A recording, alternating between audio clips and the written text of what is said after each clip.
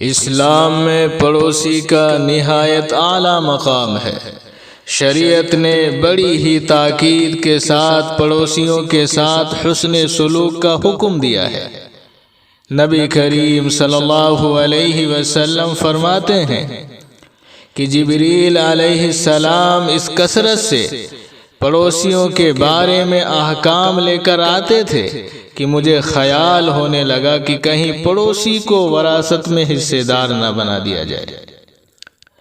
پڑوسی کے حق کے تعلق سے سب سے ضروری بات یہ یاد رکھنے کی ہے، اگر وہ محتاج یا ضرورت مند ہیں تو اپنی ہمت اور طاقت کے بقدر اس کی احتیاج کو دور کرنا اور ضرورت کو پورا کرنا دوسرے پڑوسی پر اخلاقی فرض ہے۔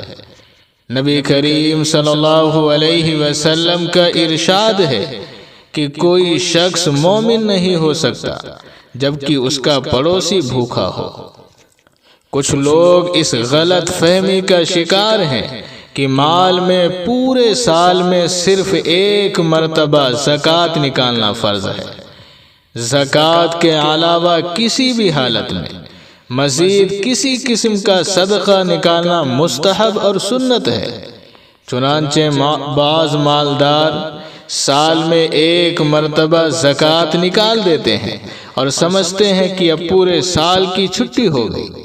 اب ان کے سامنے کوئی مرے یا جیے، کوئی کتنا ہی ضرورت مند ہو اور یہ ضرورت مند پڑوسی ہی کیوں نہ ہو، یہ مالدار ایک پھوٹی کوڑی سے بھی اس کی مدد نہیں کرتے، اپنے پڑوسی تک کو بے یار و مددگار چھوڑ دیتے ہیں۔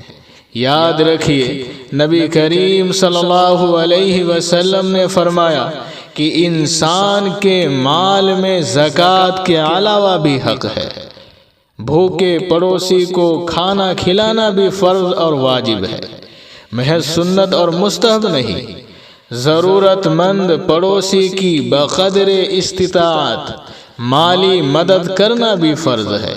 اسی طرح حق کے معاون کو بھی فقہا نے واجب قرار دیا ہے۔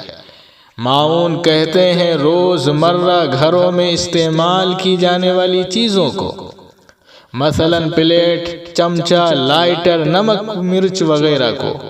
چنانچہ اگر پڑوسی ضرورت پڑنے پر اس قسم کی کوئی چیز لینے آتا ہے تو ضروری ہے کہ اس کو دے دیا جائے۔ یہ معمولی چیزیں اپنے پڑوسیوں کو نہ دینے والے نمازیوں پر اللہ افسوس فرماتا ہے۔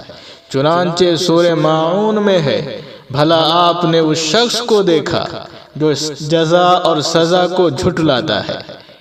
یہ وہی ہے جو یتیم کو دھکے دیتا ہے، محتاج کو کھانا کھلانے کی ترغیب نہیں دیتا، تو ایسے نماز پڑھنے والوں کے لیے تباہی ہے جو اپنی نماز سے غفلت برتتے ہیں، جو ریاکاری کرتے ہیں اور جو روزمرہ کے استعمال کی چیزیں بھی عاریتاً نہیں دیتے۔